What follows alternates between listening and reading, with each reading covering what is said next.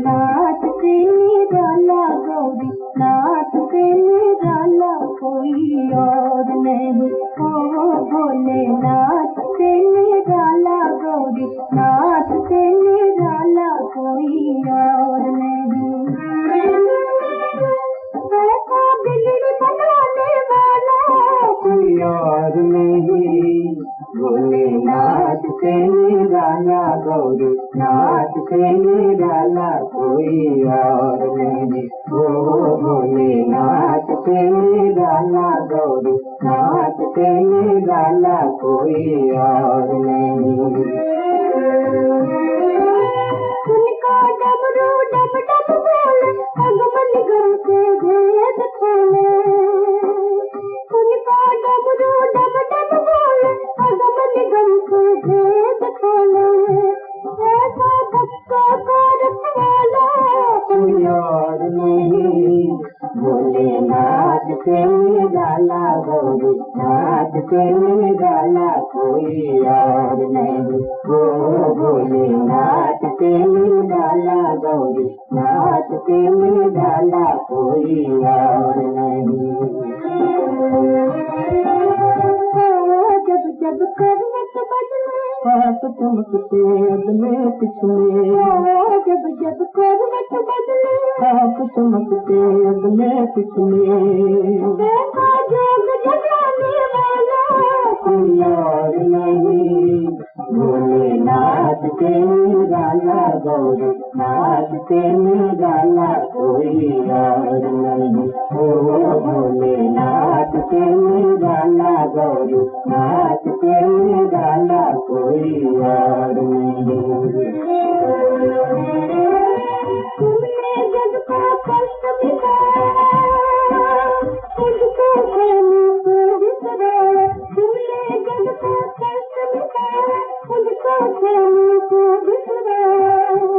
अब तो मुझे बचाने वाला कोई और नहीं। भोलेनाथ के निराला गौरी, नाथ के निराला कोई और नहीं। ओ भोलेनाथ के निराला गौरी, नाथ के निराला कोई और नहीं।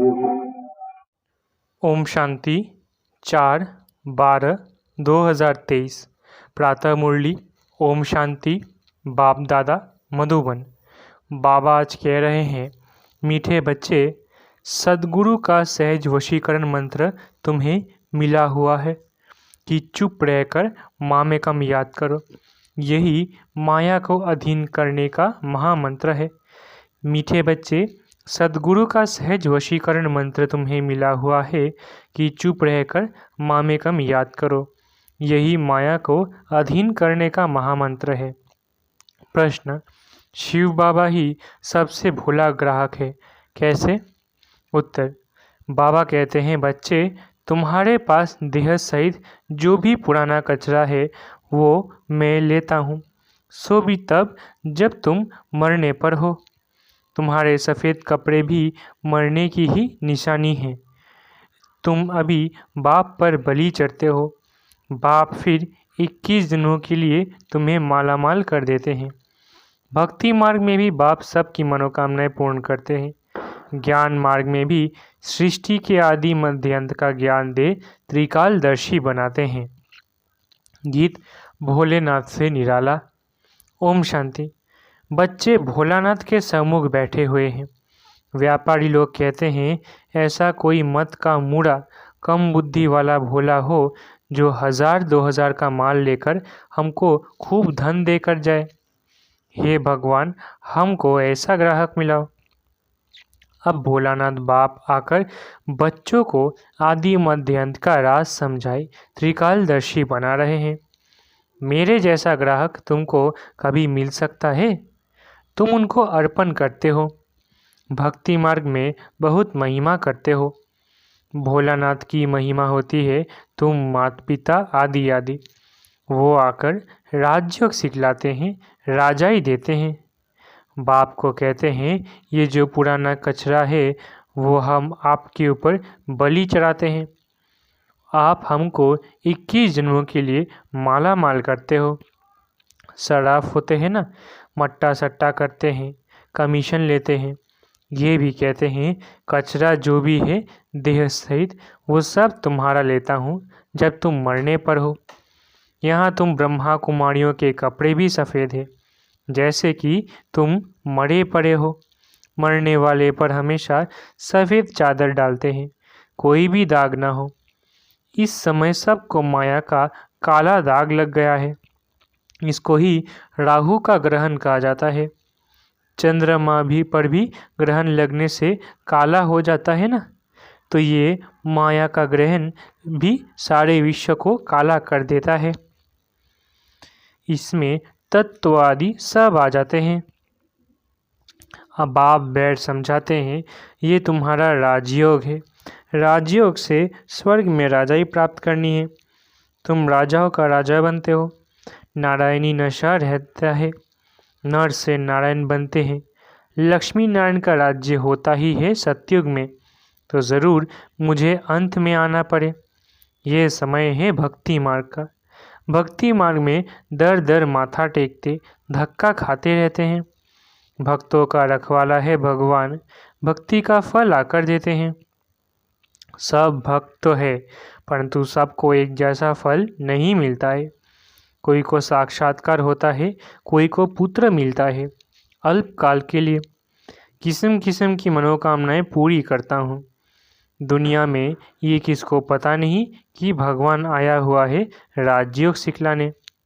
समझते हैं वो द्वापर में आया तब राजयोग सिखाया होगा। फिर वहाँ नर से नारायण कैसे बनेंगे? अभी ही बाप तुम्हें राजयोग सिखलाकर राजाओं का राजा बनाते हैं। यहाँ तो तुम्हें सिर्फ चुप रहना है। मन मना भव, यही सद्गुरु का सहज वशीकरण मंत्र है। इस मंत्र में बहुत आमदनी है। ये माया को अपने अधीन करने का मंत्र है। माया जीत जगत जीत। भक्ति मार्ग वालों का है मन जीते जगत जीत। इसके लिए ही वो हठ योग आदि करते हैं। सो भी जगत जीत बनने के लिए नहीं करते हैं, वो तो मुक्ति के लिए करते हैं। बाप आकर कहते हैं बच्चे, देह सहित सर्वधर्मानी आदि आदि, मैं फलाने धर्म का हूँ, फलाना हूँ। ये सब बातें छोड़ अपने को आत्मा समझ मामे कम याद करो। बस मैं जो मत दे रहा हूँ उस पर चलो। बाकी अब तक जो अनेक मतों पर चलते आए उन सब की मत छोड़नी पड़े तो तुम्हारा ज्ञान बिल्कुल नया हो गया। समझते हैं इन्हों की बातें तो नहीं हैं। तुम बच्चे जब किसी को भी समझाते हो तो पहले उनकी नब्ज़ देखनी है। सबके सामने एक जैसी बात नहीं करनी है। मनुष्यों की है अनेक मतें, तुम्हारी है एक मत, परंतु नंबरवार है। जो अच्छा योग में रहते हैं, धारणा करते हैं, वो ज़रूर अच्छा समझाएंगे। कम धारणा वाले कम समझाएंगे। कोई भी उनको एक ही सिंपल बात बताओ, भल गृहस्थ व्यवहार में रहते रहो परंतु कमल फूल समान। तुमको मालूम है कमल के फूल को बाल बच्चे बहुत होते हैं और मिसाल भी उनका ही दिया जाता है। बाप को भी बाल बच्चे तो बहुत है। कमल का फूल खुद पानी के ऊपर रहता है, बाकी बाल बच्चे नीचे रहते हैं। ये मिसाल अच्छा है। बाबा कहते हैं गृहस्थ व्यवहार में रहो परंतु पवित्र रहो। ये बात हो गई पवित्रता पर।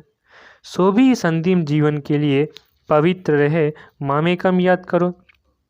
रचना की पालना भी ज़रूर करनी है, नहीं तो हठयोग हो जाएगा। दुनिया में पवित्र तो बहुत रहते हैं। बाल ब्रह्मचारी तो भीष्म पितामह मिसल हो गया। अच्छा, बाल ब्रह्मचारी वो जो स्त्री पुरुष दोनों इकट्ठे रहे, पवित्र रहे। गंधर्वी विवाह की चर्चा तो शास्त्र में भी है, परंतु कोई जानते नहीं है। ये तो बाप ही समझाते हैं।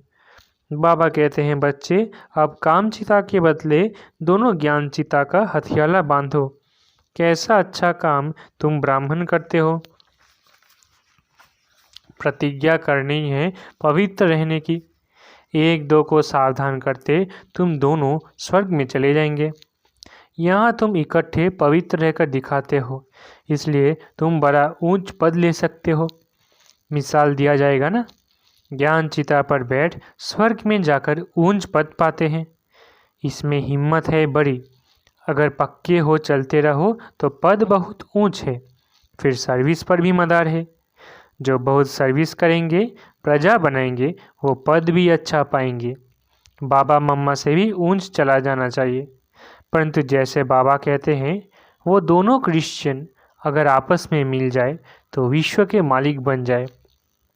ऐसा जोड़ा कोई निकले जो माँ बाप से ऊंच जाए, सो है नहीं।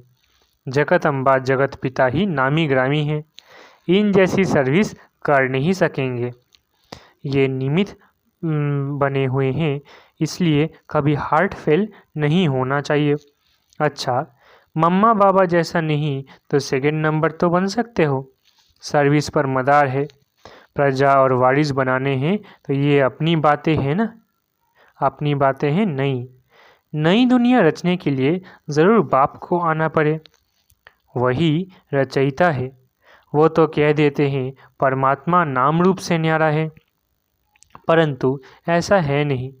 उनका भी कोई दोष नहीं। तकदीर में हो तो समझे। बहुत आते हैं जो समझते भी है कि बात तो बरोबर ठीक है। कोई कहे आत्मा का नाम रूप नहीं है, तब आत्मा नाम किसका पड़ा? आत्मा नाम तो है ना।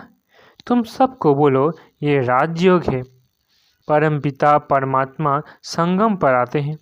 राजयोग ज़रूर संगम युग पर सिखाएंगे, तब तो पतित को पावन बनाएंगे। तो यहाँ की बात ही न्यारी है। बाप कहते हैं सिर्फ अपने को आत्मा समझो, बाप के पास जाना है। इसमें प्रश्न पूछने की कोई बात ही नहीं। कहते भी है कि हमारी आत्मा को न दुखाओ। ये पाप आत्मा है, पुण्य आत्मा है। आत्मा के लिए कोई कह न सके कि उनका कोई रूप नहीं होता है। विवेकानंद जब रामकृष्ण के सामने बैठा तो उनको साक्षात्कार हुआ। देखा कि लाइट आई जो मेरे में प्रवेश हुई। ऐसे कुछ बात बताते हैं। तुम बोलो हमारा है राजयोग। इसमें देह सहित देह के सभी मित्र संबंधी आदि को भूलना पड़ता है। हम आत्मा उनके बच्चे हैं, आपस में ब्रदरहुड है। अगर सभी फादर हो जाते तो फिर फादर ही फादर को प्रार्थना करते। अभी हम राजयोग सीख रहे हैं। ये हैं राजाओं का राजा बनने का योग। अभी तो राजा ही है नहीं। तो समझाना है हम शांति में रहकर सिर्फ शिव बाबा को याद करते हैं। अपने को शरीर से न्यारा समझते हैं। आत्मा कहती है मैं एक शरीर छोड़ दूसरा लेती हूँ। तो नॉलेज का संस्कार आत्मा में रहता है ना। अच्छा व बुरा संस्कार आत्मा में है। आत्मा निर्लेप नहीं है, ये समझाना है। आत्मा पुनर्जन्म में आती है। घड़ी घड़ी ऑर्गन्स लेना पड़ता है। आत्मा स्टार है, भ्रकुटी के बीच रहती है। आत्मा का साक्षात्कार हुआ तो उसने समझा इनमें इतनी ताकत है जो मुझे आत्मा का साक्षात्कार कराया। अब आत्मा तो भ्रकुटी के बीच में रहती है। साक्षात्कार किया ना किया फर्क क्या रहा? आत्मा खुद कहती है मैं स्टार हूँ, मेरे में 84 जन्मों का पार्ट है। अगर 84 लाख जन्म हो तो इतने संस्कार हो जो पता नहीं क्या हो जाए। 84 जन्म मान सकते हैं, 84 लाख तो मान न सके। अभी हम पावन बन रहे हैं।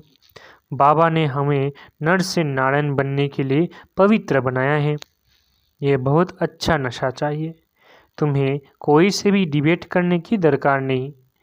देह सहित देह के सब धर्म त्याग अपने को आत्मा अशरीरी समझना है। भल हमने श्री शास्त्र आदि पढ़े हैं, परंतु डिस्कस क्यों करें? जबकि बाप ने कहा है माँ में कम याद करो, और दूसरा फरमान है गृहस्थ व्यवहार में कमल फूल समान पवित्र रहो। योग अग्नि से ही पाप नाश होंगे। भगवानोवाच है, भगवान भी परम आत्मा है, उनको भी स्टार कहेंगे। बहुत पॉइंट से एक समय नहीं निकल सकती। आसामी देख युक्ति से उठाना है। बोलो, हम भी शास्त्र पढ़ते हैं, परंतु बाप का फरमान है कि सभी को भूल मामी कम याद करो। वो है निराकार। आत्मा को तो सब मानेंगे, विवेकानंद वाले भी मानेंगे। आत्मा तो सभी में है, जरूर उनका बाप होगा ना, जिसको परमपिता परमात्मा कहा जाता है। ये सब पॉइंट्स है ना, ये सिमरन करने से सदैव पॉइंट्स मिलती रहेंगी, स्टीमर भरता रहेगा। ये भी जैसे अविनाशी ज्ञान रत्नों का बखर सामग्री भरता है। पॉइंट्स नोट कर रिवाइज करो। ये है रत्न, इनको धारण करने और लिखने का शौक चाहिए। अच्छी तरह से सबको समझाना है। आत्मा तो सभी में है, उनका नाम रूप नहीं है। ऐसे तो कह नहीं सकेंगे आत्मा का रूप है तो परमात्मा का क्यों नहीं है। उनको कहा ही जाता है परमपिता परमात्मा परम धाम में रहने वाले। इतना बच्चों को समझाया जाता है, तो अब सर्विस करके दिखाओ। बाबा तो सर्विस पर इनाम देते हैं, कितना श्रृंगार कराते हैं ज्ञान रत्नों का। हम यहाँ के पदमपति नहीं बनना चाहते हैं, हमको तो चाहिए विश्व की बादशाही। अच्छा, मीठे मीठे सिकिलधे बच्चों प्रति माता पिता बाप दादा का याद प्यार और गुड मॉर्निंग। रूहानी बाप की रूहानी बच्चों को नमस्ते। हम रूहानी बच्चों की रूहानी माता पिता बाप दादा को याद प्यार, गुड मॉर्निंग और नमस्ते नमस्ते नमस्ते। शुक्रिया बाबा। धारणा के लिए मुख्य सार। पहला, ज्ञान रत्न जो मिलते हैं उन पर विचार सागर मंथन कर स्वयं में धारण करना है। ज्ञान रत्नों से सदा भरपूर रहना है। दूसरा, अपने नारायणी नशे में रहना है। वाहियात बातें किसी से भी नहीं करनी है। अशरीरी बनने का अभ्यास करना है। वरदान, दुआ और दवा द्वारा तन मन की बीमारी से मुक्त रहने वाले सदा संतुष्ट आत्मा भव। वरदान, दुआ और दवा द्वारा तन मन की बीमारी से मुक्त रहने वाले सदा संतुष्ट आत्मा भव। कभी शरीर बीमार भी हो तो शरीर की बीमारी से मन डिस्टर्ब ना हो। सदैव खुशी में नाचते रहो तो शरीर भी ठीक हो जाएगा। मन की खुशी से शरीर को चलाओ तो दोनों एक्सरसाइज हो जाएंगे। खुशी है दुआ और एक्सरसाइज है दवाई, तो दुआ और दवा दोनों से तन मन की बीमारी से मुक्त हो जाएंगे। खुशी से दर्द भी भूल जाएगा। सदा तन मन से संतुष्ट रहना है तो ज़्यादा सोचो नहीं। अधिक सोचने से टाइम वेस्ट होता है और खुशी गायब हो जाती है। स्लोगन, विस्तार में भी सार को देखने का अभ्यास करो तो स्थिति सदा एक रस रहेगी। स्लोगन, विस्तार में भी सार को देखने का अभ्यास करो तो स्थिति सदा एक रस रहेगी। मातेश्वरी जी के मधुर महावाक्य। परमात्मा की सद्गति करने की गत मत परमात्मा ही जानता है। तुम्हारी गत मत तुम ही जानो। अब ये महिमा किसकी यादगार में गाते हैं? क्योंकि परमात्मा की सद्गति करने की जो मत है वो तो परमात्मा ही जानता है, मनुष्य नहीं जान सकता। मनुष्य की सिर्फ यह इच्छा रहती है कि हमको सदा के लिए सुख चाहिए, मगर वो सुख कैसे मिले? जब तक मनुष्य अपने 5 विकारों को भस्म कर कर्म अकर्म नहीं बनाए तब तक वो सुख मिल नहीं सकता। क्योंकि कर्म अकर्म विकर्म की गति बहुत गहन है, जिसको सिवाय परमात्मा के और कोई मनुष्यात्मा उसकी गति को नहीं जान सकता। अब जब तक परमात्मा ने वो गति नहीं सुनाई है तब तक मनुष्यों को जीवन मुक्ति प्राप्त नहीं हो सकती। इसलिए मनुष्य कहते हैं तेरी गत मत तुम ही जानो। इनकी सद्गति करने की मत वो परमात्मा के पास है। कैसे कर्मों को अकर्म बनाना है ये शिक्षा देना परमात्मा का काम है। बाकी मनुष्यों को तो ये ज्ञान नहीं है, जिस कारण वो उल्टा कार्य करते रहते हैं। अब मनुष्य का पहला फर्ज है अपने कर्मों को सुधारना, तभी मनुष्य जीवन का पूरा लाभ उठा सकेंगे। अच्छा, ओम शांति। शुक्रिया बाबा।